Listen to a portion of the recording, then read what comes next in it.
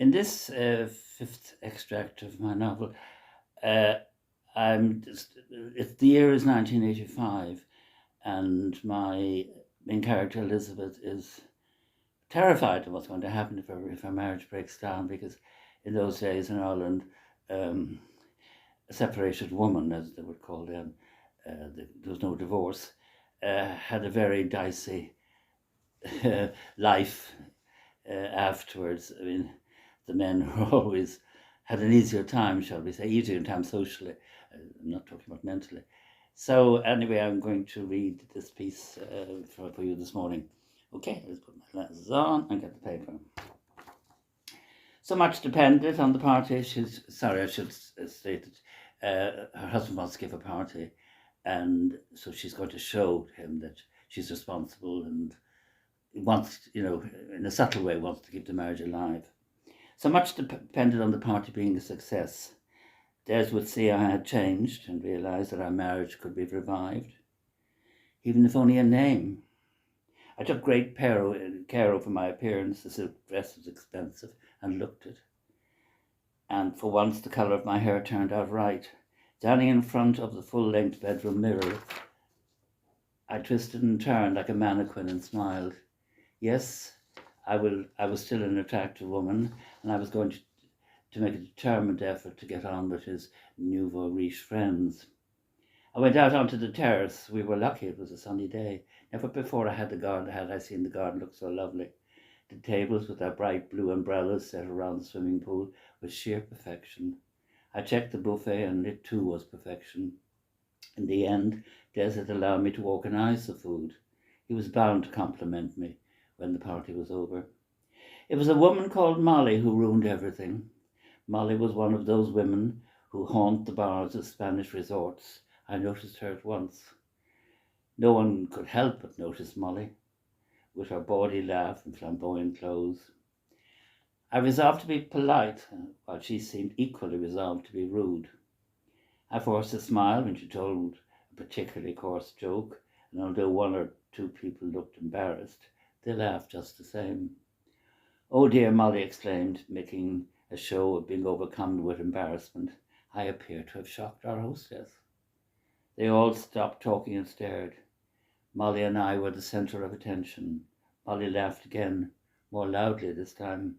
I was confused, struggling to decide what to do. "What's going on?" Des came over. His eyes were blazing. "I think your wife would like me to leave."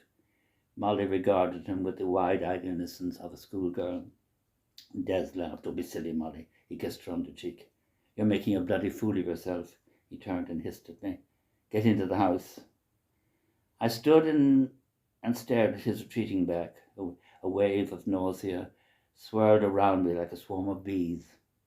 Surely this was a bad dream. Molly's laughter followed me as I walked into the house. I fled to my bedroom. After locking the door, I sat on the edge of the bed for a moment, trying to calm myself. For months, years, I'd been terrified about not having a roof over my head, of not having money, which is why I stayed with Des. Women in my position had no other choice in those pre-divorce days. Crossing the room, I peered through the window. To my intense embarrassment, Molly spotted me and stuck out her tongue. I retreated back to the bed, but the sound of Molly's laughter rose above that of the other guests. It seemed to be an age before the buzz of voices diminished as the party broke up. I stole another glance out of the window. My heart skipped a beat when I saw Des give Molly a long, lingering kiss before closing the door to our car. Moments later, I heard him downstairs in the drawing room. I allowed 15 minutes to pass before creeping down the stairs, my heart thumping with each step. So far, no plan had come to mind. I would have to play it by ear. I was resourceful, I assured myself. I was bound to think of something. Des heard the groan of the last step and stormed out of the drawing room. My body stiffened at the sight of his angry face. "I wasn't drunk," I said.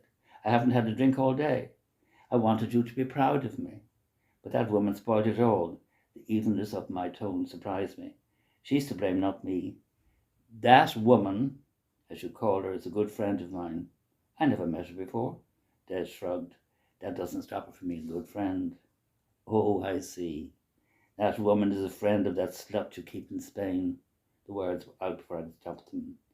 The depth of his look of contempt startled me. This is the end. You know that, don't you? I realized at that moment our marriage was definitely over, and there was nothing I could do about it.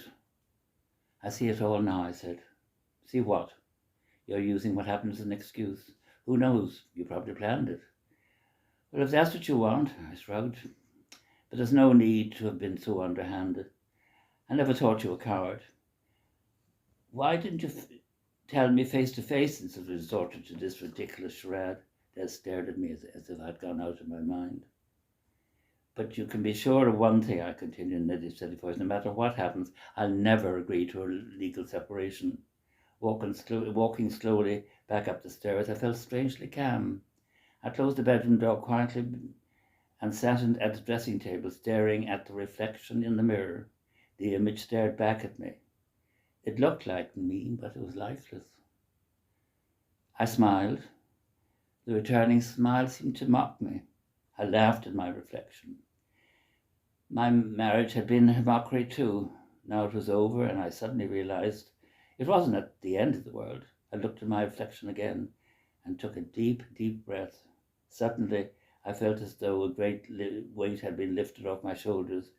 Relief flooded through me. Too many years had been wasted dreading this moment. I was free now, free to lead a new life. Looking at my watch, I saw it was nearly 7 o'clock. I'm going to Manchester tonight, I told my reflection. I'm going to walk out on Des.